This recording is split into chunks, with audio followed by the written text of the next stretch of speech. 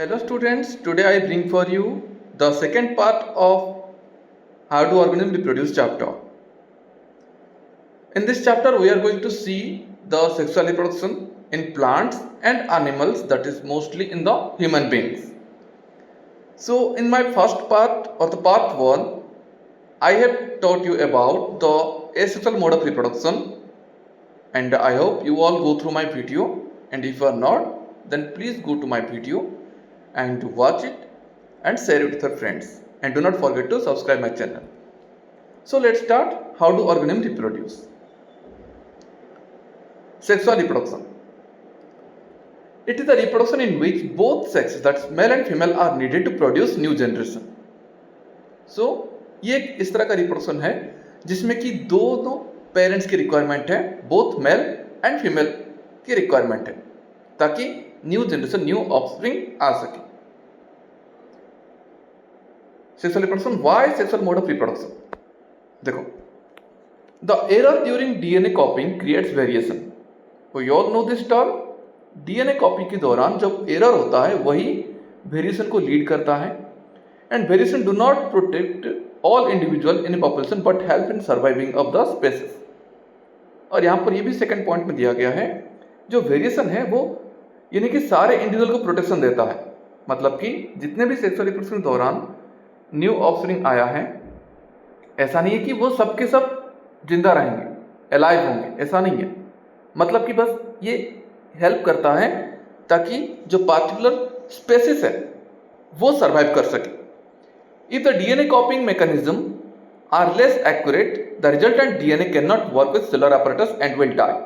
अगर प्रॉपर तरीके से डीएनए कॉपी नहीं हो रहा और प्रॉपरली एक्यूरेट नहीं है, तो जो डीएनए वो सेल की साथ इक्वली काम नहीं कर पाएगा और ऑटोमेटिकली वो डेथ हो जाएगा उसका. But sexual reproduction can generate more variation and speed up the making of new variants by combining DNA copies from two individuals. लेकिन यहाँ पर जो डीएनए कॉपिंग मोस्टली कम एक्यूरेट कब होगा? जब एसेक्सुअली कोई ऑर्गेनिज्म रिप्रोड्यूस करता है, तभी एक्यूरेसी कम रहेगा. लेकिन सेक्सुअल रिप्रोडक्शन में वेरिएशन ज़्यादा रहता है, जिसकी वजह से न्यू वेरिएंट मोस्टली सर्वाइव करता है और जो डीएनए कॉपी कंबाइंड होता है उसमें ज़्यादा वेरिएशन दिखाई देता है. कंबाइंड होने का मतलब क्या है? दोनों पेरेंट्स का, बोथ मेल एंड फीमेल दोनों का डीएनए जो होता है, डीएनए कॉपी जो होता है वो कंबाइंड हो जाता है ना. Next point, all this variations are accumulated and inherited from generation to generation. Obviously सारे वेरिएशन एक्युमुलेट हो रहा है, मतलब बॉडी में ही स्प्रेड हो रहा है एक के बाद एक, और इनहेरिट हो रहा है एक जनरेशन से दूसरे में. It produces individuals with different pattern of variation of A population.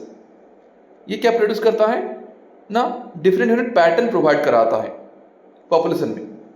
For example, आज से अगर आप एग्जाम्पल लोगे, आज से 100 साल पहले चले जाओगे तो इंसान ऐसा ही दिखता था, 2 हाथ 2 पैर थे. लेकिन अगर फेसियली आप देखोगे 100 साल पहले का और अभी के में, आपको थोड़ा बहुत डिफरेंसेस देखने को आएगा.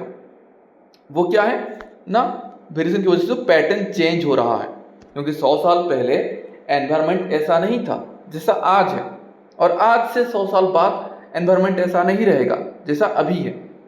तो एनवायरनमेंट के साथ साथ जो वेरिएशंस आता है, बदलाव आता है, और सेक्सुअल रिप्रोडक्शन में हमने ये भी देखा कि ज़्यादा वेरिएशन शो करता है, जिसकी वजह से हो सकता है आने वाले 100 साल बाद इंसान की थोड़ा बहुत फेसियली हुआ, बॉडीली स्ट्रक्चर थोड़ा बहुत बदलाव हो सकता है.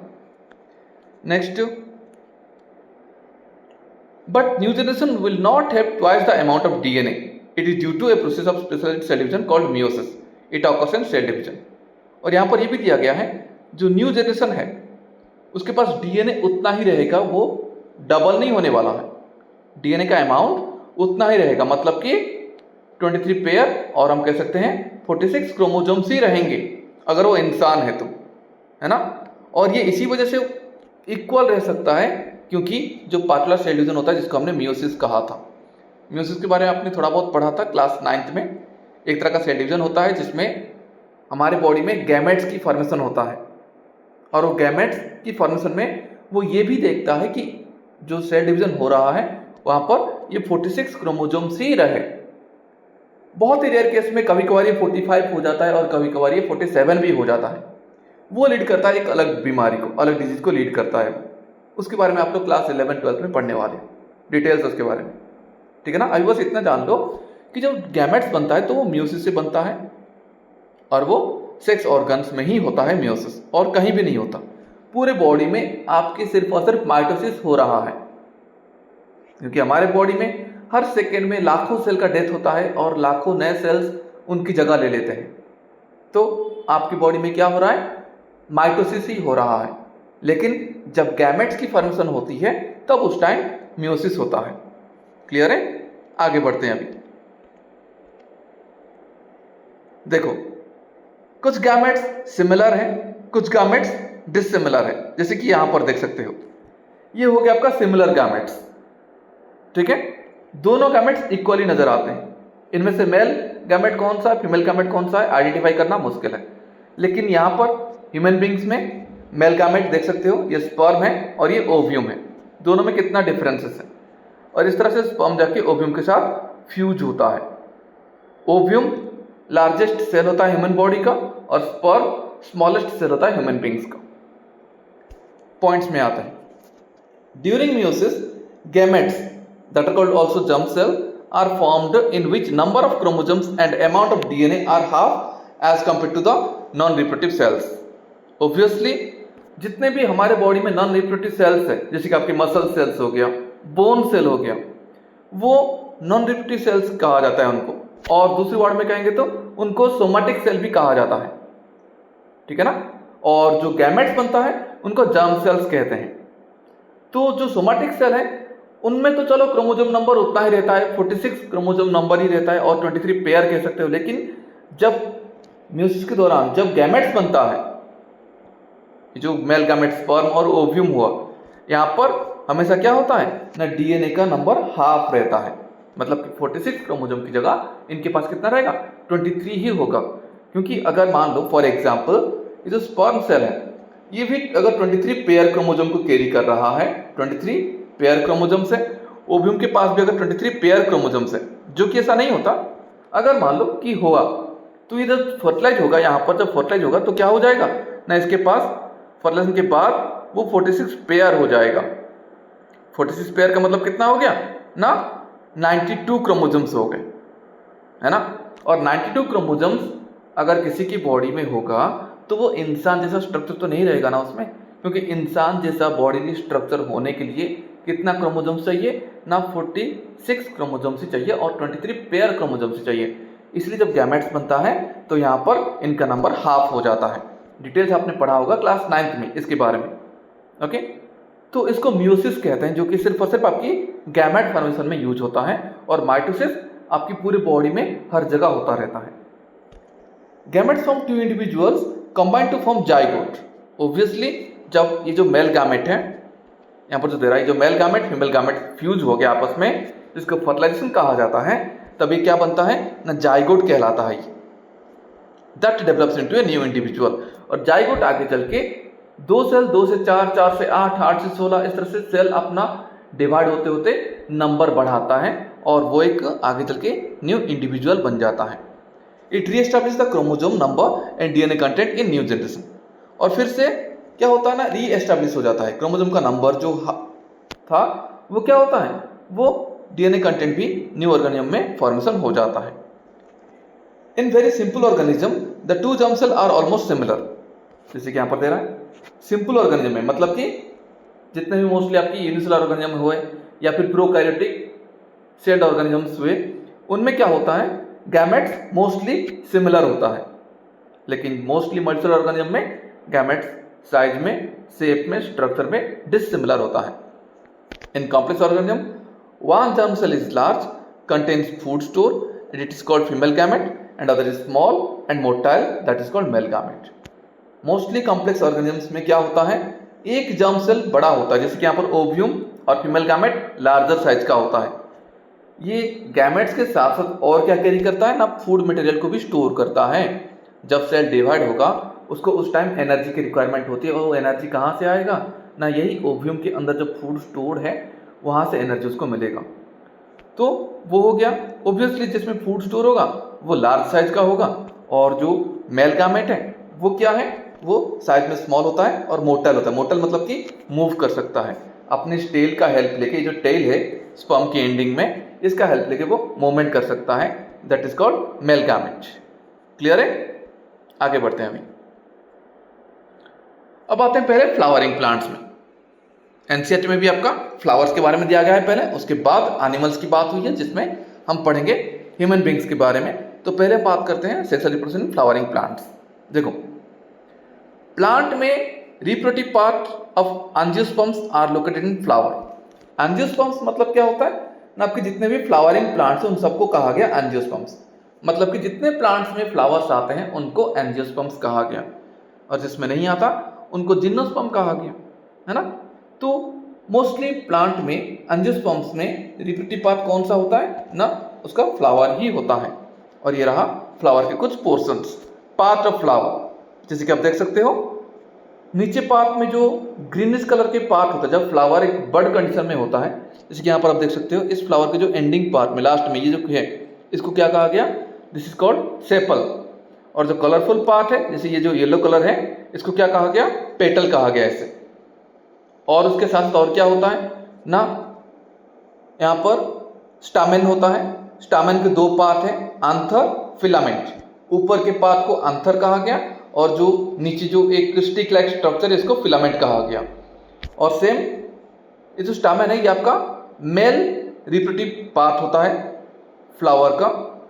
और अगर फ्लावर फीमेल है तो उसमें पाया जाएगा पिस्टिल। पिस्टिल और क्या कहते हैं इसे, पिस्टिल और कार्पेल भी कहा जाता है। पिस्टिल और कार्पेल भी कहा जाता है। और पिस्टिल के तीन पार्ट हैं। सबसे ऊपर के पार्ट को स्टिग्मा कहा गया, बीच वाले पोर्शन को स्टाइल कहा गया और बाद में लास्ट में आता है ओवरी। सो ये एक फ्लावर के पोर्शंस है, sepals, petals, stamen, pistil. Mostly flowers क्या होते हैं, बाइसेक्सुअल होते हैं। मतलब कि एक ही फ्लावर में क्या होगा, स्टामेन भी होगा जो कि मोस्टली मेल रिप्रोडक्टिव ऑर्गन कहलाता है, और पिस्टिल भी होगा। Pistil is the female reproductive organ. तो अगर जिस फ्लावर में दोनों पाए जाएंगे उसको कहा गया बाइसेक्सुअल फ्लावर। ओके, और जिसमें इनमें से कोई भी एक होगा उसको कहा गया यूनिसेक्सुअल फ्लावर। ओके, अब देखो sepals, outer most part which protect the bud. Sepals क्या होता है, जैसे यहां पर देखो जब फ्लावर बडिंग कंडीशन में होता है, जब एक बड होता है फ्लावर, ठीक है ना, तो उस टाइम उसको प्रोटेक्शन देने के लिए ये सेपल्स कवर करके रहता है। ग्रीन कलर का होता है। और पेटल्स क्या है, they are brightly coloured that attract pollinators. ये ब्राइटली कलर्ड होते हैं पेटल्स, जैसे कि यहाँ पर ये रेड कलर का होता है, यहाँ पर येलोइश है। ये इसे ब्राइट कलर्ड क्यों है, ताकि पॉलिनेटर को अट्रैक्ट कर सके, ये पॉलिनेटर को अट्रैक्ट कर सके। ओके, जैसे यहाँ पर भी एक फ्लावर दिया गया है, ये हिबिस्कस फ्लावर है, इसमें भी आप देख सकते हो। हिबिस्कस मोस्टली एक बाइसेक्सुअल फ्लावर होता है, इसमें दोनों चीज पाए जाते हैं। मतलब कि आपकी स्टामेन भी होगा, पिस्टिल भी होगा। पॉलिनेटर कौन होता है, मतलब कि जो कि पॉलिनेशन में हेल्प करता है, जो हम पढ़ेंगे आगे पॉलिनेशन क्या होता है। जैसे कि मोस्टली मेन पॉलिनेटर कौन आता है, नहीं आपका बी है, जो मधुमक्खी होता है। ये मोस्टली अबाउट 90% पॉलिनेशन कराता है ये मधुमक्खी। आगे बढ़ते हैं, देखो अब समझते हैं इसके बारे में और अच्छे से। Stamen is the male reproductive part, जो कि मैंने पहले ही कह दिया, formed of anther and filament. Stamen के दो पार्ट हैं, anther and filament. It produces yellowish and sticky pollen grains. क्या प्रोड्यूस करता है, येलो कलर के और स्टिकी पोलन ग्रेन्स को ये प्रोड्यूस करता है। जैसे डायग्राम देखो समझ में आ जाएगा। ये एक आपका स्टामेन का पोर्शन है, ये एक स्टामेन का पोर्शन है। स्टामेन का दो पार्ट है, ये वाले पोर्शन को कहा हमने दिस इज कॉल्ड आंथर, जिसके आप डायग्राम में देख सकते हो, आंथर कहा गया। और ये जो स्टिक लाइक स्ट्रक्चर इसको फिलामेंट कहा गया। क्लियर? अब देख सकते हो आप कि इस स्टामेन के अंदर बनता है पोलन ग्रेन्स। इस स्टामेन के जो आंथर पोर्शन होता है, आंथर में क्या बनता है, येलो कलर के स्टिकी पोलन ग्रेन्स प्रोड्यूस होते हैं। And pollen grains produce male germ cell. और पोलन ग्रेन के अंदर होता है मेल जर्म सेल्स और मेल गैमेट कहते हैं इसे। इसके आप देख सकते हो पोलन ग्रेन कैसे बन रहे, नहीं माइक्रोस्पोरेंजिया का वर्ड यूज किया गया। इसके बारे में आप पढ़ोगे डिटेल्स 11th में। ओके, अभी बस इतना समझ लो कि स्टामेन के दो पार्ट हैं, एक हो गया आपका आंथर और एक हो गया फिलामेंट। आंथर के अंदर प्रोड्यूस होता है येलो कलर के स्टिकी पोलन ग्रेन्स, और पोलन ग्रेन के अंदर होता है मेल जर्म सेल और मेल गैमेट। इतना क्लियर है। अब बात करते हैं पिस्टिल का। पिस्टिल में हमने पढ़ा था 3 पार्ट होते हैं, जो कि मैंने आपको पहले ही बता दिया। एंडिंग पार्ट को ओवरी कहते हैं, जैसे ओवरी, और बीच वाले पोर्शन को स्टाइल कहा गया, और सबसे ऊपर वाले पोर्शन को स्टिग्मा कहा गया। Ovary is the Solan bottom part, it contains ovules. Ovary के क्या अंदर होते हैं? ओवरी के अंदर होते हैं ovules. Okay, each ovule has an egg cell, और हर एक ओव्यूल के पास क्या होता है? एग सेल, जो कि फीमेल गैमेट कहलाता है। स्टाइल मिडिल इलोंगेटेड पार्ट होता है, बीच वाला पोर्शन होता है स्टाइल, और फिर आता है सबसे ऊपर वाला पार्ट स्टिग्मा होता है। टर्मिनल पार्ट में बी स्टिकी, सबसे ऊपर होता है आपका स्टिग्मा। क्लियर है?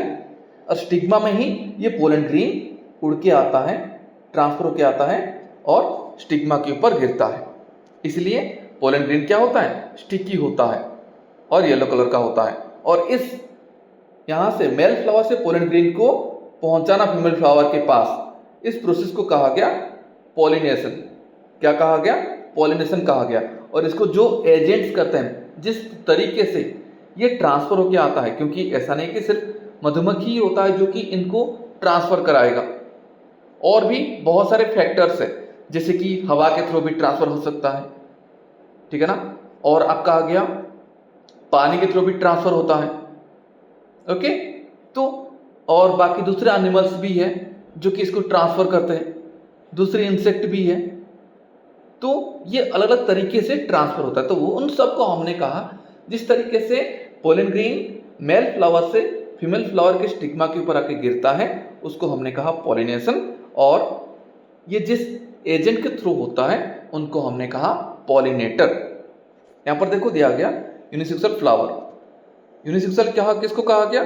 जिसके पास आइदर स्टामेन होगा और पिस्टिल होगा। Example papaya and watermelon. Bisexual flower, they contains both stamen and pistil. Example आपका हिबिस्कस एंड मस्टर्ड। क्लियर है? Hibiscus and mustard, in flowers को बाइसेक्सुअल कहा गया। ऐसे और भी फ्लावर्स है जो कि बाइसेक्सुअल है। बस आप इतना ही एग्जाम्पल याद रख लो, क्योंकि एनसीईआरटी में इनके बारे में मेंशन किया गया है। यहाँ पर जो माइक्रोस्पोरेंजिया मेगास्पोरेंजिया लिखा गया है, इस जिस तरीके से यहाँ पर पोलन ग्रेन बनता है और यहाँ पर ओवरी में जो ओव्यूल बनता है, इनको प्रॉपर एक टर्म दिया गया है। इनको माइक्रोस्पोरेंजिया और माइक्रोस्पोरेंजियम कहा जाता है और मेगास्पोरेंजियम कहा जाता है। ओके, नेक्स्ट हम आते हैं पॉलिनेशन। किस तरीके से होता है पॉलिनेशन? पॉलिनेशन क्या होता है पहले देखो। Transfer pollen grain from stamen to stigma. Stamen से मतलब कि आंथर से स्टिग्मा के ऊपर ट्रांसफर होने को कहा गया पॉलिनेशन। ये 2 टाइप का होता है, एक हो गया सेल्फ पॉलिनेशन, दूसरा हो गया आपका क्रॉस पॉलिनेशन। पॉलिनेशन 2 टाइप्स के होते हैं, सेल्फ एंड क्रॉस। सेल्फ का एग्जांपल देखो, अगर मान लो फॉर एग्जांपल फ्लावर बाइसेक्सुअल है, फ्लावर बाइसेक्सुअल है, तो वो वहां पर क्या होगा ना, मतलब कि बाइसेक्सुअल मतलब क्या है, उसके पास स्टामेन भी होगा और पिस्टिल भी होगा। जैसे कि ये जो फ्लावर दे रहा है, ये जो फ्लावर दिया गया यहाँ पे, ये बाइसेक्सुअल है। देख सकते हो, ये आपका पिस्टिल पोर्शन है और ये आपका स्टामेन पोर्शन है ना। अब इसमें देखोगे तो सेम फ्लावर के आंथर से पोलन ग्रेन अगर सेम फ्लावर के स्टिग्मा के ऊपर गिरता है, सेम फ्लावर के आंथर के पोलन ग्रेन सेम फ्लावर के स्टिग्मा के ऊपर अगर गिरता है, तो उसको हमने कहा self pollination, transfer of pollen in same flower. Clear है? फिर आते हैं क्रॉस पोलिनेशन। और सेल्फ पोलिनेशन में कोई एजेंट की रिक्वायरमेंट नहीं होता, यहाँ पर कोई मधुमक्खी इनका रिक्वायरमेंट नहीं है, जबकि क्रॉस पोलिनेशन में इनका रिक्वायरमेंट होता है। जैसे कि यहाँ पर दे रहा है, देखो ये मान लो यहाँ पर एक फ्लावर है, इसको हमने क्या कहा, फॉर एग्जाम्पल ये मेल फ्लावर है और ये फीमेल फ्लावर है ना।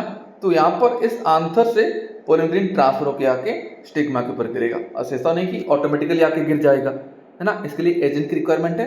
तो ये हो गया आपका एजेंट। मधुमक्खी जब फ्लावर के ऊपर बैठती है नेक्टर के लिए, तो उस टाइम उसकी बॉडी में पोलन ग्रेन चिपक जाते हैं, क्योंकि पोलन ग्रेन स्टिकी होते हैं, उसकी बॉडी में लग गए। और फिर वो मधुमक्खी जब जाके दूसरे फ्लावर में जाता है और वो फीमेल फ्लावर हुआ, तो उसके पास स्टिग्मा के ऊपर जब मधुमक्खी कांटेक्ट में आता है, तो उसकी बॉडी से पोलन ग्रेन स्टिग्मा में चिपक जाता है। इसको हमने कहा cross pollination. Transfer pollen grain from one flower to another by agent like wind, water और एनिमल्स, जो कि मैंने आपको समझा दिया इसके बारे में। नेक्स्ट, और इसके बारे में देखो और क्या दिया गया है। ये एक एनसीईआरटी का डायग्राम है। देखो, आफ्टर पोलिनेशन, पोलिनेशन होने के बाद जैसे कि देख सकते हो पोलन ग्रेन यहाँ पर गिरा हुआ है स्टिग्मा के ऊपर, पोलन ग्रेन स्टिग्मा के ऊपर ट्रांसफर हो चुका है। अब क्या होगा, a pollen tube grows out of the pollen grain and travel through the style and reach the ovary. Pollen grain गिरने के बाद क्या होगा, स्टिग्मा से ऐसा एक पोलन ट्यूब बनेगा इस तरह से, जैसे कि देख सकते हो, एरो को फॉलो कर लो, ऐसे आपको समझ में आ जाएगा। इस तरह से पोलन ट्यूब बन रहा है। देखो पोलन ट्यूब मेंशन किया गया है, पोलन ट्यूब फॉर्म होगा, स्टाइल होते हुए वो रीच होगा कहाँ पे, ओवरी के पास आएगा। Male germ cell from pollen grain reaches the female germ cell through this tube, और इसके अंदर से ही क्या होता है ना, जो मेल जर्म सेल, जैसे कि देख सकते हो मेल गामेट जो होता है पोलन ग्रेन के अंदर स्टोर होता है मेल गामेट, वहां से ये ट्रांसफर होकर आता है फीमेल गैमेट के पास। Male germ cell fuse with the female gamete in the ovule to form zygote, और यहाँ पर मेल गैमेट फ्यूज होता है, जिस प्रोसेस को कहा गया fertilisation, means fusion of male germ cell to the female germ cell is called fertilisation. तो मेल गैमेट फ्यूज होता है फीमेल गैमेट के साथ, और कहाँ पर फ्यूज होगा ना, ओवरी के अंदर जो ओव्यूल होता है वहां पर ये फ्यूज होगा और बनेगा क्या, zygote.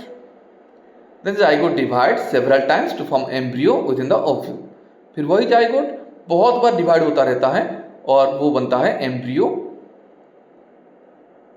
With in the ovule. जैसे देख सकते हो फर्टिलाइजेशन हो गया, जाइगोट बनेगा, फिर जाइगोट से एम्ब्रियो बन गया, एम्ब्रियो से धीरे धीरे ऐसे ये सीड बन गया। तो दूसरी वर्ड में हम कह सकते हैं जो ओव्यूल होता है, जो ओव्यूल होता है वही ओव्यूल ही आगे चल के क्या बनता है ना, सीड बन जाता है ये, ओके। और जो पूरा जो ओवरी था वो आगे चल के क्या बन जाएगा, इट बिकम्स फ्रूट, ये बन जाएगा फ्रूट में, और ओव्यूल बन जाएगा सीड में। फिर वही सीड जब प्रॉपर कांटेक्ट में आएगा सॉइल में तो उसके दो पोर्शंस निकलेंगे, रूट आएगा और एक शूट एपेक्स बनेगा, एक रूट सिस्टम बनाएगा, एक शूट सिस्टम बनाएगा। क्लियर है? इसको हमने कहा पोलिनेशन, और किस तरह से होता है फर्टिलाइजेशन, और फिर बहुत सारे डिवीजन के बाद ऐसे एम्ब्रियो फॉर्म होता है, फिर वही एम्ब्रियो आगे चल के सीड में बदल जाता है। अब देखो, ovule develop a tough coat and becomes a seed, ovule के ऊपर एक टफ कोट बन जाता है, कवरिंग बन जाता है, उसको सीड कहा गया, okay. Ovary grows rapidly and ripen to form a fruit, और ओवरी क्या बन जाता है, फ्रूट में बदल जाता है। Petal, sepal, stamen style stigma, shrivel and fall off. अब देखो पेटल्स का काम क्या था, इंसेक्ट को अट्रैक्ट करना, अट्रैक्शन हो गया। सेपल का काम क्या था, जब फ्लावर बर्ड कंडीशन में होता है उसको प्रोटेक्शन देना, तो सेपल का भी काम हो जाता है। स्टामेन का काम क्या हो गया, मेल गैमेट को बनाना, मतलब पोलन ग्रेन्स को बनाना, उसने बना लिया। स्टाइल स्टिग्मा का काम क्या होता है ना, स्टिग्मा पोलन ग्रेन को रिसीव करता है और स्टाइल पोलन ट्यूब को, पोलन ट्यूब के थ्रू, मतलब स्टाइल के थ्रू पोलन ट्यूब ट्रैवल करता है, इनका भी काम हो गया। तो जब फर्टिलाइजेशन हो जाता है तो ये petal, sepal, stamen, style, stigma, ये क्या होते हैं, ये श्रिवल मतलब कि सूख जाते हैं और झड़ जाते हैं। सिर्फ कौन बचता है, सिर्फ बचता है आपका ovary. Seed containing the embryo that is future plant which develops into A seedling under suitable condition that is called germination. Seed के अंदर होता है एम्ब्रियो, और जो कि फ्यूचर प्लांट होगा, आगे चल के पूरे प्लांट में बदल जाएगा, वो डेवलप होता है एक सीडलिंग में, मतलब कि इसको सीडलिंग कहा गया। छोटा सा पौधे को सीडलिंग कहा गया, सीड से जैसे ही जर्मिनेट होता है उसको सीडलिंग कहा गया। क्लियर है? और जब उसको सुटेबल कंडीशंस आएगा, ऐसा नहीं कि सीड बन गया तो वो वहां से कहीं से भी वो पेड़ बन जाएगा, ऐसा तो नहीं है ना। जैसे घर में आपके बहुत सारे चने रखे हुए हैं, किचन में डब्बा के अंदर रखा हुआ है, अब वहां से तो वो ग्रो नहीं कर लेगा ना, अब उसको प्रॉपर एनवायरनमेंट चाहिए। जैसे कि यहाँ पर तरह देखो चना दिया गया है, इसको आप पानी में भिगा के रखोगे तभी तो ये स्वलप होते हैं, और एक कपड़े में अगर रैप करके रखोगे, भिगा के रखोगे गीले कपड़े में, तो ऐसे उसके रूट्स आएंगे, है ना। तो इनको सूटेबल कंडीशंस की रिक्वायरमेंट होती है। या फिर किसी बीज को आपने जमीन पर बो दिया, थोड़ा पानी भी डाल दिया, तो उसको जो सॉइल की जो क्या होता है, टेम्परेचर होता है और वाटर का रिक्वायरमेंट के साथ वाटर की हेल्प लेके वहाँ से उसके रूट और शूट निकलते हैं। उसको हमने कहा सुइटेबल कंडीशन। प्रोसेस को कहा गया germination. A cut up in germinated seed example Bengal gram chana shows the following part। देखो ये भी डायग्राम आपकी एनसीईआरटी में है और इंपॉर्टेंट है, इससे भी क्वेश्चन आता है। ये एक बेंगल ग्राम का एग्जाम्पल दिया गया जो चना होता है, काला चना जिसको बोलते हो। इसको ये एक डाइकॉट सीड है। क्या है ये, डाइकॉट कहा जाता है इसे। दो टाइप के सीड होते हैं, डाइकॉट और मोनोकॉट। प्लांट भी सेम है। डाइकॉट किसको कहेंगे, जब आप सीड को हाथ में लोगे और उसके ऊपर की जो छिलका होता है जिसको सीड कोड कहा जाता है उसको हटा दोगे तो सीड क्या होगा, ऑटोमेटिकली इक्वली 2 हाफ में डिवाइड हो जाएगा। अगर सीड 2 हाफ में डिवाइड हो गया तो उसको हमने कहा डाइकॉट सीड। जैसे कि मूंगफली खाते हुए, जैसे भुने हुए चना है, मूंगफली है ना, आप उसका ऊपर की कवर को हटा दिए, उसके अंदर मूंगफली के दाने। अब आपने उसके ऊपर की जो सीड कोट होता है पतला सा निकलता है उसको हटा दिया और थोड़ा सा और प्रेशर दोगे तो मूंगफली भी क्या होता है ना, 2 इक्वल पार्ट में डिवाइड हो जाता है। तो मूंगफली क्या हो गया, एक डाइकॉट सीड हो गया और मूंगफली के प्लांट को कहा गया डाइकॉट प्लांट। सिंपल। सेम उसी तरह जो इक्वल टू हाफ में डिवाइड नहीं हुआ उसको हमने नाम दिया मोनोकॉट। मोनोकॉट का एग्जाम्पल कौन है ना, आपका राइस हो गया मोनोकॉट सीड। जो चावल होता है वो भी तो सीड है ना, चावल इक्वली टू हाफ में कभी डिवाइड नहीं होगा तो उसको मोनोकॉट सीड कहा गया, और जो इक्वली टू हाफ में डिवाइड हो सकता है उसको डाइकॉट सीड कहा गया। तो यहाँ पर जो बेंगल ग्राम दिया गया, जो चना दिया गया है, ये क्या है, एक डाइकॉट सीड है। अब डाइकॉट सीड क्यों कहा गया, क्योंकि इसके 2 कॉटिडन से इक्वली 2 हाफ में डिवाइड हो गए। कॉटलीडन, डाइकॉट का नाम क्यों दिया गया ना, डाइकॉटिडन में ये डिवाइड हो गया। जैसे देख सकते हो ये पहला कॉटिडन है, दूसरा कॉटिडन है, 2 हाफ में डिवाइड हो गया। अब जब डिवाइड होंगे इसको भी आप प्रैक्टिकल में देखोगे तो क्या आपको दिखाई देगा ना, इसके 2 पार्ट आपको दिखाई देगा। एक हो गया आपका प्लूमुले, एक हो गया रेडिकल। ये आपके प्रैक्टिकल में है, देखोगे आप इसको। प्लूमुले में क्या दे रहा है, प्लूमुले क्या बनेगा ना, ये आगे चल के बनेगा फ्यूचर सूट। सूट मतलब क्या है, जो जमीन के सॉइल के ऊपर आपको दिखाई देता है उसको सूट कहा गया। जैसे कि यहाँ पर ये देख, इसको रूट कहा गया, नीचे वाले पोर्शन को रूट कहा गया। जो रेडिकल बनेगा फ्यूचर रूट और प्लूमुले बनेगा फ्यूचर सूट। क्लियर हो गया। तो एक सीड के 3 पार्ट है, कॉटलीडन, प्लूमुले, रेडिकल। कोई डाउट तो नहीं होगा, डाउट होगा तो भी आप मुझे पूछ सकते हो। सिंपली मेरा नंबर है डिस्क्रिप्शन में, उसमें आप व्हाट्सएप करके पूछ सकते हैं मुझे। नेक्स्ट, अब इंसानों की बात करते हैं। यहां पर कंप्लीट हो गया आपका प्लांट में किस तरह से रिप्रोडक्शन होता है। अब आते हैं ह्यूमन बींग्स में, क्योंकि एनसीईआरटी में कोई दूसरे और एनिमल्स की मतलब मेंशन नहीं किया गया है, तो ह्यूमन बींग्स की बात करते हैं। In early teenage the appearance of proportions of the body changes and new features and sensation appear. Early teenage में मतलब कि 10-12 साल के टाइम पे ही बॉडी में कुछ बदलाव आते हैं और कुछ नए नए फीचर्स देखने को मिलता है, नई नई फीलिंग्स आती है। This changes indicate the sexual maturation. और ये जो बदलाव है इसको क्या कहते हैं ना, सेक्सुअल मैच्योरेशन कहते हैं। अब कुछ कॉमन बदलाव दिया गया है बॉयज एंड गर्ल्स में। देखो कॉमन मतलब कि जो दोनों में होता है। Thick hair grows in armpit, armpit में थिक हेयर का ग्रो होना, and genital area which becomes thick darker in colour. Genital portions में मतलब कि बिलो योर स्टोमक, स्टोमक के नीचे और आर्म पिट में क्या होगा ना, थिक हेयर ग्रो होगा। ये दोनों बॉय एंड गर्ल में होता है, जो डार्कर इन कलर में होता है और थिकर भी होता है। Thin hair from leg, arm and face. Thin hair leg में, आर्म्स में और फेस में आता है। मेल बॉडी में भी, फीमेल बॉडी में भी आता है। फेस में छोटे छोटे हेयर भी आएंगे। Skin frequently becomes oily that में कॉजेस पिंपल्स। स्किन क्या होगा, ऑयली हो जाता है इस टाइम पे और दोनों में पिंपल्स आना स्टार्ट हो जाता है। ओके, ये कब होता है ना, ईयरली टीनेज में, मतलब कि हम कह सकते हैं 10 to 12 ईयर की एजेस में। वैसे फीमेल बॉडी में जल्दी होता है, 8 से लेके 10 साल 11 साल के बीच में हो जाता है, और मेल बॉडी में थोड़ा सा लेट स्टार्ट होता है, मतलब कि 12 to 14 ईयर की एजेस में ये स्टार्ट हो जाता है। इसको हमने नाम दिया प्यूबर्टी। क्या कहते हैं इसे, प्यूबर्टी कहते हैं। PUBERTY। RTY, प्यूबर्टी कहते हैं। क्लास 8 में थोड़ा बहुत आपने पढ़ा होगा इसके बारे में, अभी थोड़ा और हम पढ़ेंगे डिटेल्स में इसके बारे में। अब देखो, अब इंडिविजुअल की तरफ आ जाते हैं। चेंजेस इन गर्ल्स में पार्टिकुलर चेंजेस क्या क्या आता है ना। First of all breast size increases and darkening of skin colour, nipples. Breast size increase होता है और निपल्स का जो स्किन होता है वो डार्कन हो जाता है। ये फीमेल बॉडी में देख सकते हो ब्रेस्ट साइज में डेवलप होता है। और एक्सिलरी ईयर दोनों में ग्रो होता है, तो दोनों में दिया गया है। और ग्रोथ स्प्राउट हेयर में भी थिक एंड ग्रोथ होता है। और मेल में क्या होता है ना, फेशियल हेयर आता है जो कि फीमेल्स में नहीं आते। वॉइस ब्रेक होता है मेल बॉडी में, फीमेल में नहीं होता। और हिप्स बोर्डन, हिप्स क्या होता है, ब्रॉड हो जाता है, थोड़ा वाइड होता है। और मेंस्ट्रुएशन स्टार्ट हो जाता है जिसको पीरियड्स भी कहते हैं। मेल बॉडी में बॉडीली हेयर आता है, चेस्ट में। प्यूबिक हेयर दोनों में आता है, फीमेल में और मेल में आता है। Genital develop, genital portions develop होते हैं। और गर्ल्स में क्या होता है ना, मेंस्ट्रुएशन स्टार्ट हो जाता है।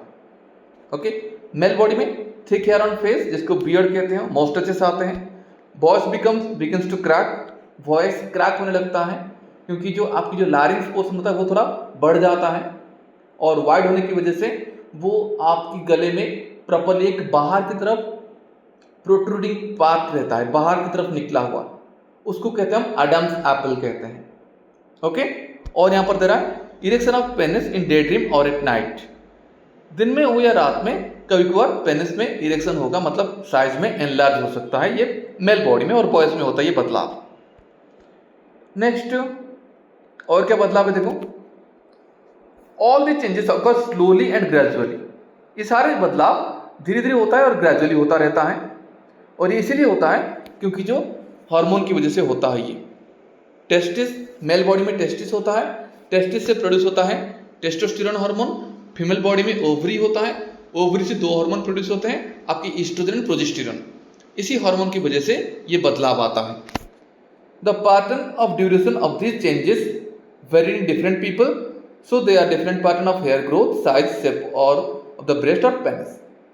ये पैटर्न डिफरेंशिएट करता है एक मेल बॉडी को फीमेल बॉडी के साथ। लेकिन जब आप टीन थे, मतलब कि बिलो 8 ईयर, उस टाइम दोनों में कोई बदलाव नहीं था, चाहे वो मेल बॉडी हो या फिर चाहे फीमेल बॉडी हो, दोनों में आप देख सकते हो कोई भी बदलाव नहीं था। और ये धीरे धीरे टाइम के साथ साथ बदलाव ऐसे दिखाई देता है। क्लियर है? और क्या दे रहा है देखो,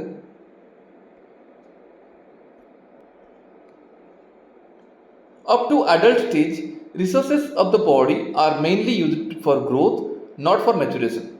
adult एज तक, मतलब कि एट द एज ऑफ 18 को रखा गया है adult एज, ठीक है ना।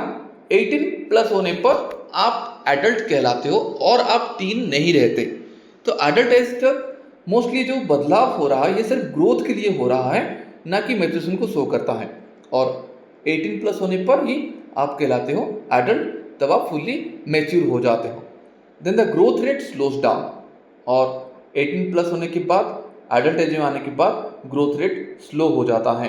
And reproductive tissue begins to mature. Growth rate slow हो जाएगा और रिप्रोडक्टिव टिश्यू जो होता है वो मैच्योर होने लगेगा। This period during adolescence is called puberty.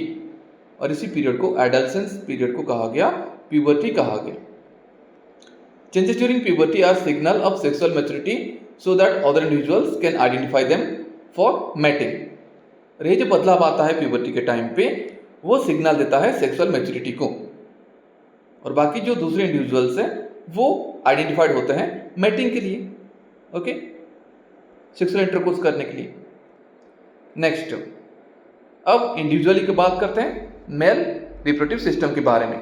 ये डायग्राम आपके एनसीईआरटी का ही है, समझते हैं इसको अच्छी तरह से। Male reproductive system it consist of 2 testis and duct to deliver germ cell. Male body में क्या होता है, पेयर ऑफ टेस्टिस पाए जाते हैं और डक्ट होता है जो कि जर्म सेल को डिलीवर करने में हेल्प करता है।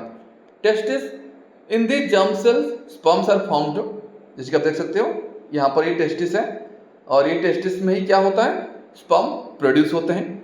और टेस्टिस आर लोकेटेड इन स्क्रटम।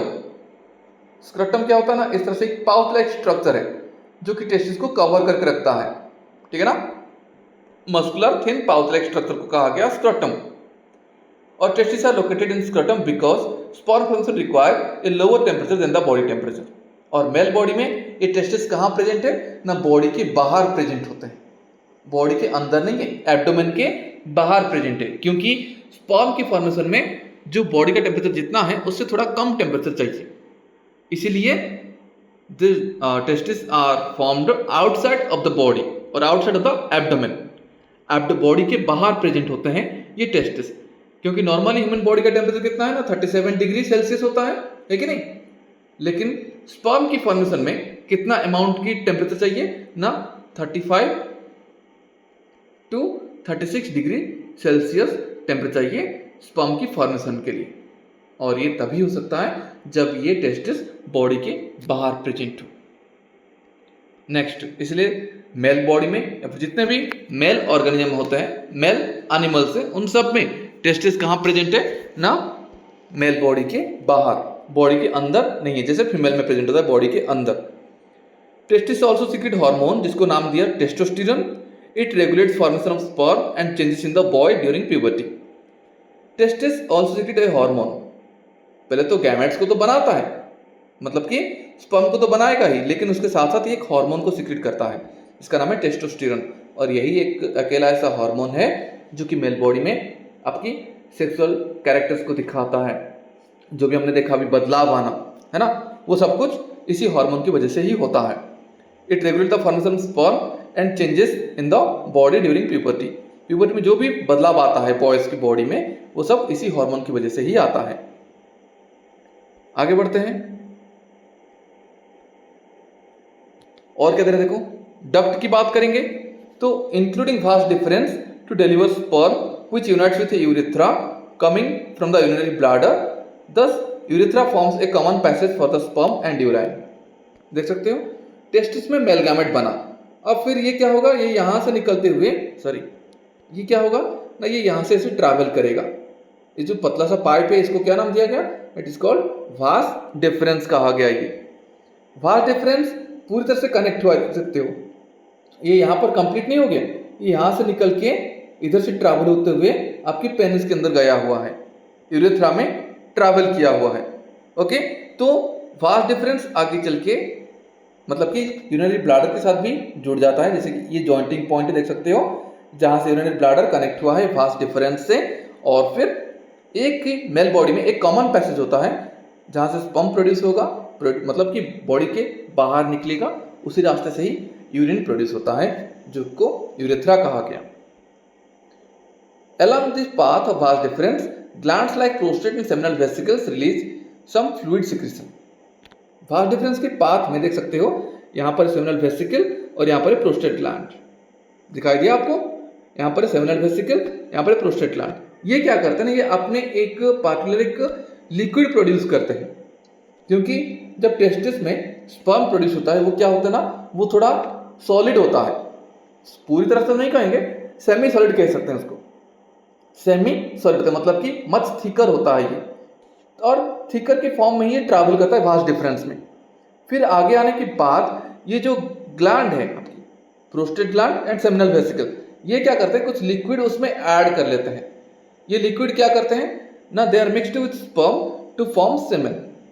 और टेस्टिस में तो चलो स्पर्म बन गया, लेकिन इन लिक्विड के साथ मिलने के बाद स्पर्म थोड़ा और पतला हो जाता है, जिसको मोटाइल कहते हैं, मतलब कि स्पर्म सेल आसानी से मूव कर पाते हैं। उसके साथ साथ ये स्पर्म सेल को थोड़ा और न्यूट्रिएंट्स प्रोवाइड कराते हैं, एनर्जी और प्रोवाइड कराते हैं, ये जो फ्लूइड प्रोड्यूस करते हैं आपके seminal vesicle, prostate gland. Clear है?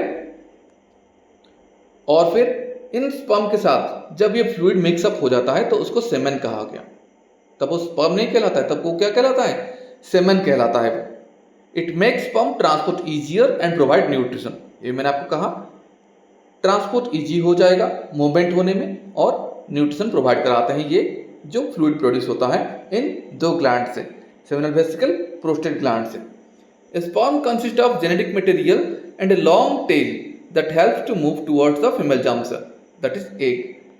ये जो स्पर्म सेल है इसमें तो चलो हेड पोर्शन में हो गया आपका जेनेटिक मटेरियल हो गया, डीएनए होता है जो कॉपी बना था मेल बॉडी के सारे कैरेक्टर को लेते हुए, और कितना क्रोमोसोम होगा ना, 23 क्रोमोसोम्स रहता है इसके अंदर।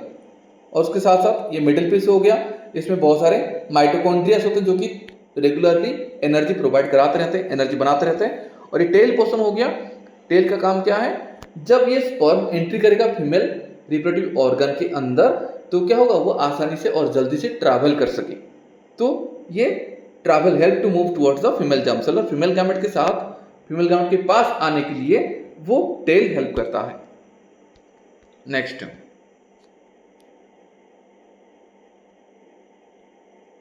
तो ये था आपका मेल रिप्रोडक्टिव सिस्टम। कहां से प्रोड्यूस हुआ, टेस्टिस में स्पर्म प्रोड्यूस हुआ, फिर वास्ट डिफरेंस के थ्रू होते हुए ये और आगे आ गया। इस तरह से आगे आने के बाद ये आपका यूरिनरी ब्लैडर है, देख सकते हो लेवलिंग किया गया है, जिसमें यूरिन स्टोर होता है। और यूरिन कहां से आया था ना, हमने पढ़ा था एक्सक्रीशन टॉपिक लाइपोसिस चैप्टर में, उसमें यूरिन जो फॉर्म होता है वो ब्लैडर में स्टोर हो गया। और ये आपका यूरेटर की लेवलिंग भी किया गया, देख सकते हो। और उसके बाद क्या आ गया आपका, यहाँ पर आने के बाद ये एक जॉइंटिंग पॉइंट होता है जहां पर वास्ट डिफरेंस कनेक्ट हुआ है आपकी किसके साथ, यूरिनरी ब्लैडर के साथ कनेक्ट हुआ है।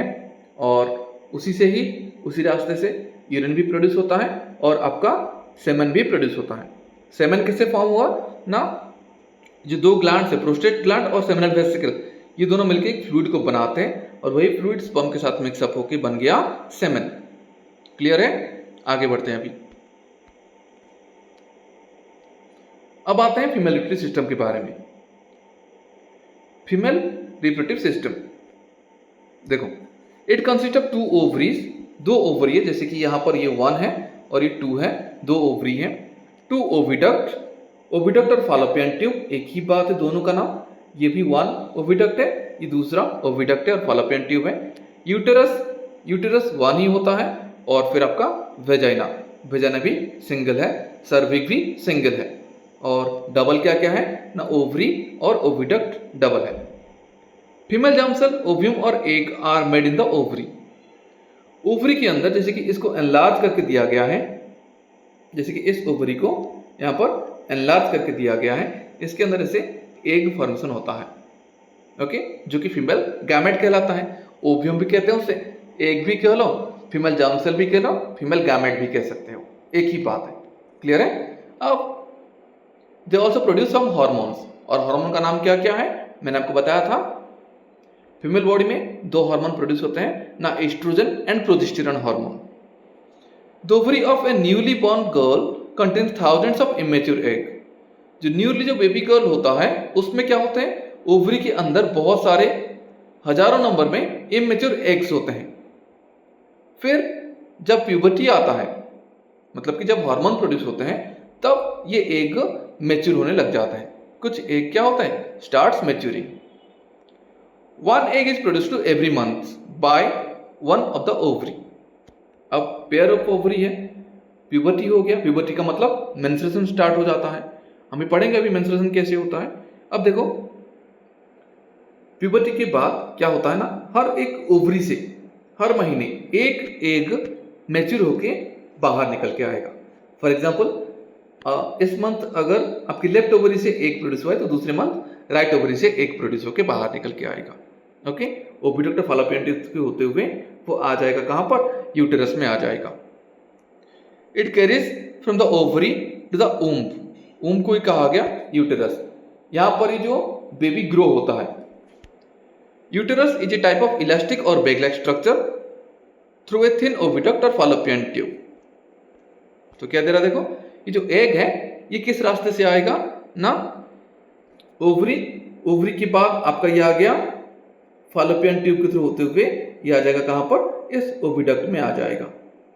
ओके, ओविडक्ट में आ गया। ओविडक्ट को ही कहा जाता है ऊम्ब कहा जाता है, जहां पर बेबी ग्रो होता है। नेक्स्ट, और क्या दे रहा है देखो पॉइंट डिटेल्स और दे रहा है। Uterus opens into vagina through the cervix. Uterus cervix के थ्रू होते हुए वेजाइना में आता है। During sexual intercourse sperm are transferred into vagina through the penis. Sexual intercourse करते टाइम क्या होता है, ऊपर वाले डायग्राम को ही चलते हैं, अभी देखो यहां पर ही आते हैं। सेक्सुअल इंटरकोर्स करते टाइम क्या होता है, पेनिस के थ्रू स्पर्म एंट्री होता है वेजाइना में, वेजाइना के थ्रू एंट्री होते हुए वो सर्वी को क्रॉस करते हुए स्पर्म सेल्स आगे बढ़ते हैं, यूटेरस में आते हैं और फिर यूटेरस के थ्रू आते हुए अब स्पर्म मूव करता है किस तरफ, फॉलोपियन ट्यूब की तरफ मूव होता है। और फॉलोपियन ट्यूब में ही क्या होता है ना, यहाँ पर एक जो रिलीज होता है फीमेल बॉडी में वो कुछ देर तक यहाँ पर रहता है फॉलोपियन ट्यूब में। ओके, तो स्पर्म भी अगर उसी टाइम पे जाता है तो यहाँ पर फॉलोपियन ट्यूब में ही होगा आपका फ्यूजन, जिसको हमने कहा फर्टिलाइजेशन, मतलब कि जो मेल गैमेट स्पर्म था वो फीमेल गैमेट के साथ फ्यूज होगा और फिर वो आगे चल के बनाएगा, बहुत सारे शेल डिवीजन होगा, फिर जाइगोट, जाइगोट से एम्ब्रियो, एम्ब्रियो से न्यू फीटस बनेगा। अब डिटेल्स देखो यहाँ पर इस डायग्राम में देख सकते हो आप। अब देखो स्पर्म फ्रॉम वेजाइना, वेजाइना के अंदर जो स्पर्म एंट्री हुआ है वो ट्रैवल थ्रू यूटेरस, यूटेरस में आएगा, then reach the oviduct or fallopian tube, और फॉलोपियन ट्यूब में देख सकते हो यहाँ पर देखो मीटअप हो रहा है इनका, ये फॉलोपियन ट्यूब है, यहाँ पर फ्यूजन हो रहा है, meet the egg, fertilisation, then zygote form, zygote बन गया है। लेवलिंग को देखो अच्छी तरह से, ये डायग्राम आपको अच्छे से समझा देगा। यहाँ पर देखो जाइगोट बना हुआ है, जाइगोट के बाद जाइगोट 2 सेल स्टेज, फिर 4, 4 से 8, 8 से ऐसे 16, ऐसे होते हुए ये आगे बढ़ेगा। आगे बढ़ने के बाद यहाँ पर यूटेरस में वो प्लांट हो जाएगा, फिर फर्टिलाइजेशन जाइगोट हो गया, फिर डिवाइड होगा, फिर एम्ब्रियो में फॉर्म होगा, फिर implantation of embryo in the lining of the uterus, uterus के अंदर ये क्या होगा, इम्प्लांट हो जाएगा, growth continues and organ develop and foetus formed, और डिवीजन होता रहेगा और फिर ग्रोथ और होता गया और फिर ऑर्गन भी बनेगा और धीरे धीरे फीटस कहलाएगा। The uterus prepare every month to receive and nurture the embryo, the lining become thick and spongy, it is rich blood supply to nourish the embryo. Female body के यूटेरस वाले portion में क्या होता है, देखो इस diagram को फिर से और अच्छे से देखते हैं। यहाँ पर देखोगे तो आपको ऐसे ब्लड की लाइनिंग देखने को मिलेगा, ऐसे ये जो ब्लड की लाइनिंग है देख सकते हो, यूटेरस में से ब्लड की लाइनिंग है। यही ब्लड फीमेल बॉडी में हर महीने बनता है, हर महीने ये ब्लड फीमेल की बॉडी में बनता है यूटेरस में। और यहाँ पर फॉर एग्जाम्पल अगर फर्टिलाइजेशन हो गया तो जो एम्ब्रियो है वो इसी ब्लड की लाइनिंग में आके क्या होता है, इम्प्लांट हो जाता है, इसी ब्लड की लाइनिंग में आ गया और इम्प्लांट हो गया, देख सकते हो यहाँ पर आके वो इम्प्लांट हो जाता है इस जगह पे, और ब्लड उसको क्या करता है ना, नरिशमेंट प्रोवाइड कराता है और वो कंटिन्यूसली डिवाइड होता रहता है। क्लियर है? और फिर वो धीरे धीरे क्या होगा ना, एक फीटस में बदल जाएगा, इसी इधर ही रह के ओम में ही फीटस में बदल जाएगा वो। लेकिन अगर फर्टिलाइजेशन नहीं हुआ, अगर फर्टिलाइजेशन नहीं हुआ, ऐसा तो नहीं है कि हर महीने जो एग प्रोड्यूस होता है हमेशा स्पर्म सेल जाके फर्टिलाइज करे, है ना, तो फर्टिलाइज नहीं होने की वजह से क्या होता है, अगर फर्टिलाइज नहीं हुआ तो यहाँ पर जो ब्लड बनता है इनका सिर्फ और सिर्फ एक ही काम होता है कि एम्ब्रियो को नरिशमेंट कराना। अगर फर्टिलाइजेशन नहीं हुआ तो वो जो एग सेल होता है और जो ओव्यूम है वो क्या होता है, वो डेड हो जाता है। वो डेड होने के बाद यहाँ पर आके इन्हीं ब्लड लाइन के साथ रह जाता है और फिर एवरी 28 डेज में अब इन ब्लड का कोई काम नहीं रहा, क्योंकि फर्टिलाइजेशन नहीं हुआ था, तो खाली डेड एग सेल के साथ ये ब्लड बॉडी के बाहर निकल आता है। इसी को ही कहा जाता है मेंस्ट्रुएशन, जो कि फीमेल बॉडी में चलता है 3 से लेके 5 डेज तक ही चलता है। इसको हमने क्या कहा, मेंस्ट्रुएशन कहा। और फिर 5 डेज के बाद मेंस्ट्रुएशन स्टॉप हो जाता है और फिर से क्या होता है, फिर से न्यू ब्लड की लाइनिंग बनता है और फिर एक एग प्रोड्यूस होता है और ये फिर ट्रैवल करते हुए आता है। अगर फॉलोपियन ट्यूब में होते हुए अगर स्पर्म एंट्री करता है तो फर्टिलाइजेशन हो जाएगा और मेंस्ट्रुएशन स्टॉप हो गया। अगर यहाँ पर फर्टिलाइज नहीं हुआ तो फिर से 28 दिन बाद फिर से ये ब्लड की लाइनिंग बॉडी के सर्वी के थ्रू होते हुए, वेजाइना के थ्रू होते हुए बॉडी से बाहर आ जाते हैं। क्लियर है? इसी को ही कहा गया मेंस्ट्रुएशन। अब देखो, अब बात हो रही है प्लासेंटा की। प्लासेंटा क्या होता है? देखो, this is disc of a special tissue embedded in the uterine wall. Uterus की वॉल में ऐसा एक डिस्क लाइक स्ट्रक्चर पाया जाता है, इसको प्लासेंटा कहा गया। क्या कहा गया? प्लासेंटा कहा गया। और ये पातला टिश्यू से बना हुआ है और यूट्राइन वॉल के साथ ये जुड़ा हुआ है, मतलब कि यूटरस के अंदर की वॉल के साथ ही कनेक्टेड है। It connect fetus to the mother, fetus को मदर के साथ जोड़ के रखता है ये placenta. It contains villi on the embryo side, on the mother side और blood spaces surrounding the villi. Villi increase the surface area. यहाँ पर जो विली की बात हो रही है ये दूसरा वाला विली है, ऐसा नहीं कि जो आपकी स्मॉल इंटेस्टाइन में होता है वो विली नहीं है, ये फिंगर लाइक प्रोजेक्शंस ये वो नहीं है। यहाँ पर क्या होता है दूसरे टाइप के विली पाए जाते हैं। हाँ, दिखने में सेम ही है, फिंगर जैसा ही दिखते हैं, लेकिन जब यहाँ पर बच्चा जब यहाँ पर रहता है मदर की होम के अंदर जो रहता है उस टाइम ये जो एक ट्यूब कनेक्टेड होता है, जैसे कि देख सकते हो ये एक ट्यूब है ना, इसको कहा जाता है उम्बिलिकल कॉर्ड कहा गया। क्या कहा गया इसे? उम्बिलिकल कॉर्ड। ओके, उम्बिलिकल कॉर्ड कहा गया। और यही इसी के थ्रू मदर की बॉडी से सारा खाना आता है, ग्लूकोज मटेरियल आता है, ठीक है। और उसके साथ साथ वो जो फीटस जो होता है, फीटस का जो वेस्ट मटेरियल्स है वो भी इसी के थ्रू मदर की बॉडी में चला आता है। तो वेस्ट मटेरियल एक्सक्रीशन भी इसी रास्ते से होता है, फूड भी इसी रास्ते से एंट्री होता है, इसलिए बहुत सारे ब्लड की लाइनिंग होती है इनके बीच में। समझ में आ गया? उस टाइम आपकी बॉडी में ना प्रॉपर डाइजेशन होता है, ना ही माउथ के थ्रू आप कोई चीज खाते हो।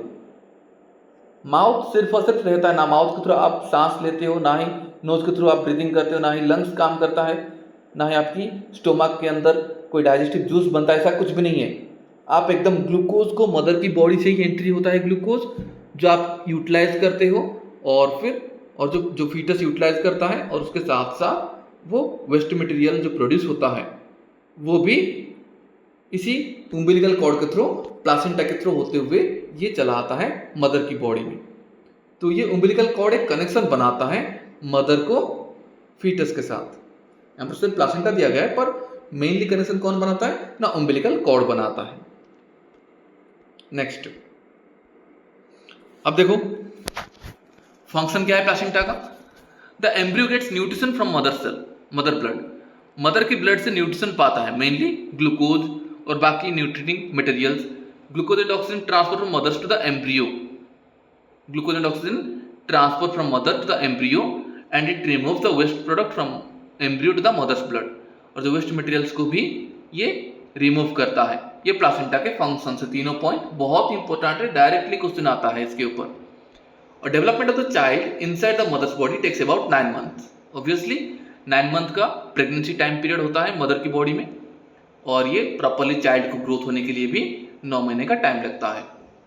The child is born as result of rhythmic contraction of the muscles of the uterus. और फिर डिलीवरी के टाइम पे क्या होता है ना, इस यूटेरस में बहुत सारे कॉन्ट्रैक्शन और एक्सपेंशन होता रहता है, जिसकी वजह से आसानी से बेबी जो है इसी रास्ते से यूटेरस देन सर्विक्स वजाइना के रास्ते से नॉर्मली बॉडी के बाहर निकल आता है। इसको नॉर्मल डिलीवरी कहा जाता है। कभी कभार ये क्या होता है ना, कॉम्प्लेक्सिटी भी आ जाता है इसमें डिलीवरी के टाइम पे। आपने भी सुना होगा हॉस्पिटल वगैरह में डॉक्टर्स बोलते हैं कि हाँ कुछ कॉम्प्लेक्सिटी आ गया है, ऑपरेट करना पड़ेगा। तो ऑपरेट करने का मतलब क्या होता है ना, ऑपरेट करने का मतलब इधर स्टोमक को कट किया जाता है, स्टोमक को कट करके बेबी को बाहर निकाला जाता है। इसको मेजर ऑपरेशन कहा गया। और कभी कभार जो नॉर्मली मोस्टली केस में नॉर्मल डिलीवरी भी हो जाता है। और नॉर्मल डिलीवरी कैसे होता है ना, उसी यूटेरस एंड देन आपकी सर्विक्स वजाइना के रास्ते से बेबी आसानी से बॉडी के बाहर निकल आता है, उसको नॉर्मल डिलीवरी कहा गया। After delivery baby should be breast feed. Delivery के तुरंत बाद ही बेबी को ब्रेस्ट फीडिंग करना चाहिए, क्योंकि उस टाइम मदर से जो न्यूली जो मिल्क प्रोड्यूस होगा उसमें बहुत सारे एंटीबायोटिक होता है, जो कि बेबी की ग्रोथ के लिए और बाकी बाहर के जो बैक्टीरिया से वायरस से बचाने के लिए वो बहुत ही इंपॉर्टेंट काम करता है। नेक्स्ट, अब देखो मेंस्ट्रुएशन के बारे में वही चीज बताया गया। What happen when the egg is not fertilised. अगर एग फर्टिलाइज नहीं होता है तो क्या होगा, जो चीज मैंने आपको समझा दिया उसको और अच्छे समझते हैं। If the egg is not fertilised it lives for about 1 day. अगर फर्टिलाइजेशन नहीं हुआ तो वो सिर्फ एक ही दिन के लिए जिंदा रहता है और उसके बाद डेथ हो जाता है। The lining of uterus slowly breaks down and comes out through the vagina as blood and mucus. ये जो यूटेरस की जो लाइनिंग होती है वो क्या होता है, इनका भी कोई काम नहीं रहा, क्योंकि अगर फर्टिलाइज होता तो एम्ब्रियो को न्यूट्रिशन प्रोवाइड कराने में इनका हेल्प होता, नरिशमेंट प्रोवाइड कराने में। अब जब फर्टिलाइज नहीं हुआ तो उस डेड एग के साथ साथ क्या होगा, ये जो यूट्रस की जो ब्लड की लाइनिंग है वो टूट जाता है और फिर वेजाइना के थ्रू, मतलब कि सर्विक, ये सर्विक है, ये सर्विक है, और वेजाइना के थ्रू क्या होता है ना, ये बॉडी से ब्लड एंड म्यूकस की फॉर्म में बाहर निकल के आ जाता है। This cyclic process occurring every month is called menstruation. It last for 2 to 8 days, 2 से 8 दिन तक ये चलता रहता है।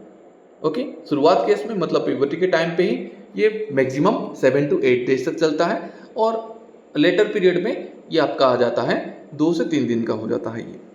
क्लियर? नेक्स्ट रिप्रोडक्टिव हेल्थ की बात करते हैं। देखो, A woman's body and mind should be ready for sexual act. Being pregnant brings up a children. If not, her health will be adversely affected. तो ये सेक्सुअल एक्ट करने के लिए, सेक्सुअल इंटरकोर्स करने के लिए वुमेन बॉडी को properly mental and physically क्या होना चाहिए, रेडी होना चाहिए। अगर नहीं है तो वो बुरी तरह से अफेक्ट कर सकता है फीमेल बॉडी को। अब देखते हैं आगे, रिप्रोडक्टिव हेल्थ की बात करते हैं। There are many sexually transmitted diseases, STD कहा जाता है इन्हें, sexually transmitted diseases. Example gonorrhoea, syphilis, ये दोनों बैक्टीरिया के थ्रू होते हैं, और वार्ट एंड एचआईवी एड्स ये वायरल के थ्रू होते हैं। एचआईवी एड्स के बारे में मोस्टली सब फेमिलियर हो। अब थोड़ा और एग्जाम्पल समझ लो। क्वेश्चन आ जाता है, इनमें से ऑप्शन पूछ लेगा, इनमें से बैक्टीरियल इन्फेक्शन कौन सा है, तो आपको बतानी है। अगर ऑप्शन में गोनोरिया या सिफिलिस होगा तो आपको उसमें टिक लगानी होती है। तो ये दोनों हो गए आपका, गोनोरिया सिफिलिस बैक्टीरियल के थ्रू ट्रांसफर होते हैं, इन्फेक्ट होते हैं, और वार्ट एंड एचआईवी एड्स ये वायरल के थ्रू इन्फेक्ट होते हैं। इनको कहा गया sexually transmitted disease. They can be prevented by using A condom for the penis during sex. और इन बीमारियों से कैसे बच सकते हैं ना, यहाँ पर जो दे रहा है, एक रबर लाइक ट्यूब होता है जिसको कंडोम कहा जाता है। इसकी यूज करने पर इस बीमारियों से बचा जा सकता है। और देखो क्या दे रहा है, ये जो एसटीडीज है इससे बचने के लिए कुछ बैरियर का इस्तेमाल की जाती है। एक तो ये आ गया रबर लाइक स्ट्रक्चर जिसको कंडम्स कहते हैं। ये फीमेल के लिए फेमडम होता है और मेल बॉडी के लिए कंडम कहलाता है। ओरल पिल्स होते हैं, टैबलेट्स के थ्रू भी इसको रोका जा सकता है। इनको नाम दिया गया कॉन्ट्रासेप्टिव मेथड्स कहा जाता है इनको, टू अवॉइड प्रेगनेंसी। और फीमेल्स मोस्टली यूज करते हैं कॉपर टी को। ये कॉपर से बना हुआ होता है, टी शेप होता है। इसको इम्प्लांट किया जाता है, कहाँ पर, यूटेरस में इम्प्लांट किया जाता है। अब देखो मैकेनिकल बैरियर, मतलब कि पहला कॉन्ट्रासेप्टिव मेथड्स में क्या आता है ना, mechanical barrier. It prevents the meeting of sperm and egg, example condoms और कवरिंग ओन इन वेजाइना। इसको कवर कर लोगे तो मेल बॉडी से गैमेट प्रोड्यूस तो होगा, लेकिन वो इसी रबर ट्यूब के अंदर ही स्टोर हो जाएगा। फीमेल बॉडी के वेजाइना सर्विक यूटरस के अंदर एंट्री नहीं करेगा। तो ऑब्वियसली अगर मेल गैमेट एंट्री नहीं होगा तो फर्टिलाइजेशन नहीं होगा, फर्टिलाइजेशन नहीं हुआ तो प्रेगनेंसी को भी कोई चांस ही नहीं है। तो ये एक पहला कॉन्ट्रासेप्टिव मेथड्स होता है जिसको मैकेनिकल बैरियर कहा गया। Oral pills, they change the hormonal balance of the body, so egg are not released and fertilisation does not occur. Tablet की फॉर्म में फीमेल यूज कर सकते हैं ओरल पिल्स को, टैबलेट्स को, जिसके थ्रू एग फर्टिलाइज ही नहीं होगा, एग की फर्टिलाइजेशन को वो रोक देगा। ठीक है ना। तो जब एग प्रोड्यूस नहीं होगा तो कितना भी स्पर्म एंट्री करेगा उनका कोई फायदा नहीं हुआ, वहां पर फर्टिलाइजेशन नहीं होने वाला। तो लेकिन इसमें दे रहा है जो ओरल पिल्स है उसमें के बहुत साइड इफेक्ट्स होते हैं, क्योंकि हार्मोनल इम्बैलेंस हो जाता है। इसी हार्मोन की वजह से ही तो ओवरी से एग प्रोड्यूस होता है ना। तो अगर टैबलेट की फॉर्म पे आप इसको कंट्रोल करते हो, एग प्रोड्यूस को रोक लेते हो, तो हो सकता है अगर कोई फीमेल इसको कॉन्टिन्यूसली यूज कर रही है तो आने वाले टाइम में हो सकता है उसको कुछ ऐसे बीमारियां भी हो सकता है, और इवन ये भी हो सकता है वो उसकी बॉडी में इवन वो पिल्स को ना भी ले तब भी उसकी बॉडी एग को प्रोड्यूस नहीं कर पाएगी। ओके, फिर आते हैं लूप और कॉपर टी। ये क्या होता है, they placed in the uterus to prevent pregnancy, they causes side effect due to irritation of the uterus. ये जो कॉपर टी होता है इसको प्लेस किया जाता है यूटेरस में ताकि प्रेगनेंसी को रोका जा सके। इसके साइड इफेक्ट भी है क्योंकि ये इरिटेशन होगा, मतलब ईचिंग करेगा यूटेरस के अंदर। नेक्स्ट, ये कुछ था आपका कॉन्ट्रासेप्टिव मेथड्स के बारे में। एक और दे रहा है आपका सर्जिकल मेथड के थ्रू भी एवॉइड किया जा सकता है, लेकिन सर्जिकल मेथड परमानेंट होता है। ठीक है, ये सारे परमानेंट मेथड्स हैं। Here fertilisation is prevented by blocking gamete transport. Gamete के ट्रांसपोर्ट को रोका जा सकता है सर्जिकली, लेकिन ये परमानेंट मेथड है, मतलब कि ये रिवर्स नहीं हो सकता। In male vas deferens is blocked to prevent sperm transfer. जैसे यहाँ पर देख सकते हो, एक स्मॉल ऑपरेशन करते हुए वास्ट डिफरेंस को ऐसे कट किया जाता है इस तरह से। ठीक है, कुछ स्पेशलाइज्ड डॉक्टर्स होते हैं या फिर नर्सेस होते हैं जो कि इसको करते हैं। माइनर ऑपरेशन होता है और इसमें क्या होता है ना, आपकी जो टेस्टिस होता है, टेस्टिस के ऊपर इसको आइडेंटिफाई किया जाएगा और उसमें छोटा सा कट करके ऐसे बाइंड कर दिया जाएगा। इसकी वजह से अब टेस्टिस में गैमेट्स तो बनेंगे, मतलब स्पर्म तो प्रोड्यूस होगा, वो ट्रैवल भी करेगा लेकिन वो आगे और नहीं बढ़ पाएगा, यहाँ पर ही रुक गया। क्लियर है। और फिर मेल बॉडी से यहाँ पर आपके ग्लैंड्स हैं, सेमिनल वेसिकल प्रोस्टेट ग्लैंड है, इनसे सिर्फ और सिर्फ वो न्यूट्रिटिव फ्लूइड ही प्रोड्यूस होगा बस, और वही पेनिस के थ्रू बॉडी से बाहर निकल के आएगा, जिसमें स्पर्म नहीं होगा। और स्पर्म नहीं हुआ तो फर्टिलाइजेशन का भी कोई चांस ही नहीं है। तो इसको हमने कहा, क्या नाम दिया, इट इज कॉल्ड वासेक्टोमी। क्या नाम दिया गया इसे, इट इज कॉल्ड वासेक्टोमी, क्योंकि वास्ट डिफरेंस को कट किया जा रहा है, इसलिए इसको टर्म दिया गया वासेक्टोमी। सेम फीमेल में भी ये इस तरह का सर्जिकली किया जाता है, ऑपरेट किया जाता है। ये भी माइनर होता है, जिसमें कि फॉलोपियन ट्यूब को ब्लॉक किया जाता है ताकि एग यूट्रस में ना आ सके। जैसे कि फॉर एग्जांपल, मैरिड कपल ने फैमिली प्लानिंग किया कि 2 ही बेबीज को लेके आएंगे। 2 बच्चे होने के बाद उन्होंने इस चीज़ को अपना लिया सर्जिकली, चाहे ये मेल बॉडी में हो या फीमेल बॉडी में हो। या अपने के बाद सर्जिकली अगर जैसे फीमेल बॉडी में फॉलोपियन ट्यूब को कट कर दी जाती है, तो इसमें क्या होता है, जो एग ओवरी में प्रोड्यूस होगा वो आगे तो बढ़ेगा, लेकिन ये फॉलोपियन ट्यूब में ही बढ़ेगा और इसके और आगे नहीं आएगा। ठीक है ना, यहाँ पर ही रुक गया। तो कितना भी स्पर्म एंट्री करेगा अंदर, फ्यूजन नहीं होने वाला। फ्यूजन नहीं होगा तो ऑटोमेटिकली फर्टिलाइजेशन नहीं हुआ, फर्टिलाइजेशन नहीं हुआ तो प्रेगनेंसी का चांस 0। तो फीमेल बॉडी में भी फॉलोपियन ट्यूब कैसे कट कर दी जाती है, जिसको कहा गया ट्यूबेक्टोमी। फॉलोपियन ट्यूब को कट किया गया तो ट्यूबेक्टोमी कहा गया। इसको आसानी से याद रख सकते हो। वासेक्टोमी मतलब कि वास्ट डिफरेंस को कट की जाती है, क्योंकि वास्ट डिफरेंस सिर्फ मेल बॉडी में ही होता है, फीमेल बॉडी में नहीं होता, ये याद रख लेना। तो vas deferens vasectomy done in the male body and tubectomy done in the female body. Surgical methods have long run safety but they causes infections and other problems if not perform properly. ये एक long run के लिए safety होता है, लेकिन ये भी infections करा सकते हैं अगर इनको प्रॉपर तरीके से नहीं किया गया तो। नेक्स्ट आपका लास्ट स्लाइड है और इसमें क्या दे रहे देखो, surgery can also be used to remove unwanted pregnancy.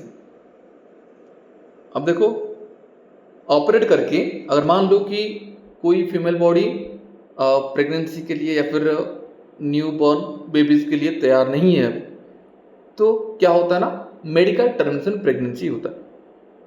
Medical termination of pregnancy, MTP कहा जाता है उसे। मतलब कि मेडिकली जो आपकी जो फीटस होगा उसको फीमेल बॉडी से निकाल दिया जाएगा। But it is misused for illegal sex selective absorption in female foeticide. ये शुरुआत में बहुत ज़्यादा चलता रहा।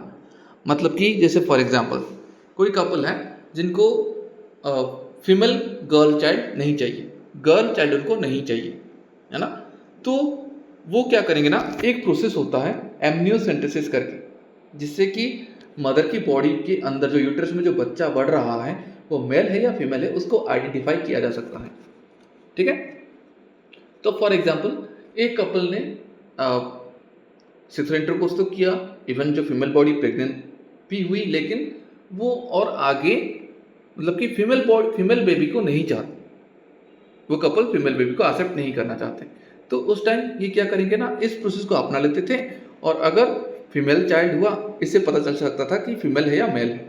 ओके, और अगर इससे पता चल गया कि वो फीमेल बॉडी ग्रो कर रहा है मदर के अंदर, तो इसको उसी के दौरान ही खत्म कर दिया जाता था। इसको कहा गया फीमेल फोर्टिसाइड, एबॉर्शन करके।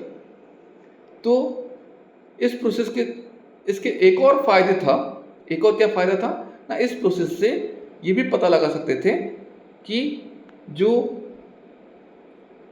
बच्चा जो ग्रो कर रहा है क्या उसमें कोई बीमारी तो नहीं है, जेनेटिकल कोई बीमारी तो नहीं, जैसे कि कुछ जो आपके अपाहिज हो जाते हैं, ठीक है ना, और डर्फ हो जाते हैं, हाइट बहुत छोटा होता है, इवन जो ट्रांसजेंडर्स बन जाते हैं और डीएनए में थोड़ा बहुत डिफरेंसेस की वजह से उनको तरह तरह की बीमारियां हो जाती हैं आगे चल के, है ना।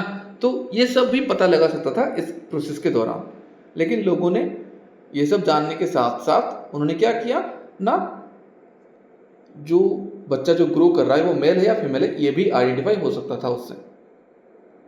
तो इस प्रोसेस को इंडिया में बैन कर दिया गया है, प्रोहिबिट कर दिया गया है, क्योंकि बहुत सारे फीमेल फोर्टिसाइड हुआ, जिसकी वजह से फीमेल और मेल्स की सेक्स रेशियो बहुत तेजी से घटने लगा, डिक्लाइन होने लगा।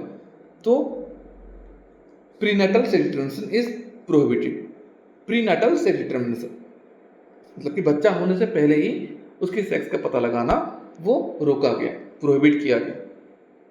तो ये एमनियोसेंटेसिस प्रोसेस तो होता है, आज भी होता है। इवन डॉक्टर को पता भी लग जाता है इस प्रोसेस से कि जो बच्चा ग्रो कर रहा है वो मेल है या फीमेल है, लेकिन वो पेरेंट्स को इन्फॉर्म नहीं करते। अगर किसी डॉक्टर ने किया भी इस चीज़ को तो उसकी लाइसेंस लाइफ टाइम के लिए कैंसिल कर दी जाती है।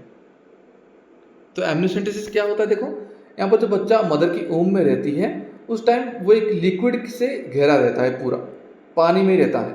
उस लिक्विड को कहा गया एमनियोटिक फ्लूइड कहा गया उसे। इस लिक्विड को निकाला जाता है, ऐसे सीरिंज के दौरान निकाला जाता है और उसको माइक्रोस्कोप में रख के जब चेक किया जाता है तो उसके क्रोमोसोम से पता लगा सकते हैं कि, क्योंकि हमने अभी देखा था क्रोमोसोम ही होते जो कि डिसाइड करते हैं मेल होगा या फीमेल होगा, है ना। तो यहाँ पर क्रोमोसोम को आइडेंटिफाई किया जाता है। अगर क्रोमोसोम में कुछ गड़बड़ी दिखाई दिया तो वो बता देते हैं कि हाँ किसी बीमारी के साथ ये है, और आगे चल के इवन अगर पैदा भी हो गया तो आगे चल के उसका डेथ हो जाएगा, तो कोई भी पेरेंट इसको अपनाएंगे नहीं। तो वहाँ पर डॉक्टर के इन्फॉर्म को मानते हुए एमटीपी करा सकते हैं, एबॉर्शन करा सकते हैं। लेकिन अगर यहाँ पर इस फ्लूइड के दौरान ये भी पता लगा सकते हैं कि जो इस फ्लूइड में एक्स और वाई क्रोमोसोम का भी कुछ सैंपल्स होंगे, ओके, जो कि सेक्स क्रोमोसोम होता है, और इसी दौरान सेक्स को पता भी लगा सकते थे, जो कि प्रोहिबिट किया गया है इंडिया में। और क्या देगा, देखो by reproduction population is increase. Obviously reproduction के दौरान पॉपुलेशन इंक्रीज होता है। The birth and death rate in a given population determine its size. और बर्थ रेट कितना हो रहा है, डेथ रेट कितना हो रहा है, वही बताता है कि पॉपुलेशन आगे बढ़ रहा है या फिर घट रहा है। Okay, population explosion adversely affect the people standard of living. Obviously population के एक्सप्लोजन होने की वजह से ही ये हमारे स्टैंडर्ड ऑफ लिविंग में बहुत ही एडवर्सली अफेक्टेड करता है। However inequality in society is the main reason for poor standard of living. अगर इनइक्वालिटी सोसाइटी में हो जाता है तो वो भी एक मेन रीजन है पुअर स्टैंडर्ड ऑफ लिविंग का। मतलब कि जो लैक ऑफ नॉलेज हो गया, लैक ऑफ नॉलेज, आजकल मोस्टली सब पढ़े लिखे हैं, है ना, लेकिन पहले के तो टाइम पे इतना पढ़े लिखे नहीं थे, इन सब चीज़ों के बारे में पता नहीं था। तो ये जो बर्थ रेट बढ़ता था कॉन्टिन्यूसली, लेकिन आज आप जानते हो कि पॉपुलेशन की इंक्रीज होने की वजह से आगे और क्या क्या प्रॉब्लम्स आ सकता है, और जो भी आ रहा है धीरे धीरे देख भी सकते हो आप। तो उससे पीपल जो है, लोग जो है, इतना तो हो सकते हैं, इतना भी समझ सके हैं कि एक या दो ऑफस्प्रिंग को ही लेके आते हैं, उससे ज़्यादा नहीं। क्लियर है? तो इस तरह से पॉपुलेशन धीरे धीरे बढ़ता है। उसके साथ साथ आपका ये टॉपिक कंप्लीट हो गया। पूरी चैप्टर हमने 2 पार्ट में कंप्लीट कर लिए हैं। आपने अगर पहला पार्ट नहीं देखा है तो देख सकते हो, पहला पार्ट भी जाके, जो कि मैंने कल अपलोड किया था, और आज ही आपके सामने मैंने पार्ट 2 भी अपलोड कर लिया है। अच्छे से समझना हर एक चीज़ को, और एनसीईआरटी में लाइन बाय लाइन पढ़ना, क्योंकि एनसीईआरटी के बाहर स्लाइट मॉडिफाइड करके क्वेश्चंस पूछेगा, ज़्यादा मॉडिफाइड क्वेश्चंस नहीं आता। कॉम्पिटेंसी बेस्ड क्वेश्चंस होता है। प्रॉपर लाइन बाय लाइन आप डायग्राम को समझते हुए समझ लेना, जो कि इस वीडियो में आपको बहुत हेल्प करेगा समझने में। और फिर एनसीईआरटी आपके पास है ही। और आप कोई भी डाउट लगे, मेरा नंबर भी है, मुझे सिंपली मैसेज कर सकते हो डाउट वाले क्वेश्चंस को लेके। और ये वीडियो आपको अच्छा लगा तो आप इसको लाइक करना, शेयर करना अपने फ्रेंड्स के साथ और सब्सक्राइब भी करना। Thank you. जय जगन्नाथ।